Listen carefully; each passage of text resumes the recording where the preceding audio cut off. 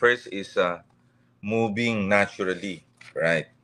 So, napatunayan in 4 areas, sa Sardinia, sa Icaria, Greece, sa Nicoya Peninsula, Loma Linda, California, and then Okinawa, Japan. Yun ang una. So, ang mga countries na yan, magaganda ang transport system. Or yung mga countries na yan, ang transport system na yan, natural lang.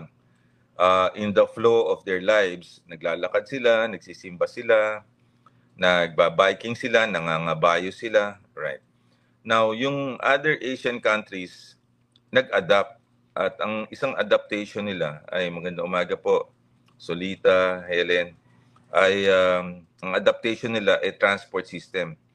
Kung makikita nyo, kung during the peak hour, you can have 2 to 3 hours kayong nata-traffic. Eh, mahirap naman no kung nata-traffic kayo kasi you will be staying on the road. And therefore, kung you stay on the road, wala kayong mobility. Eh, napaka-importante ng mobility. So, 30 minutes a day lang or 150 minutes a week can actually you can live longer. Siguro mga 10 years.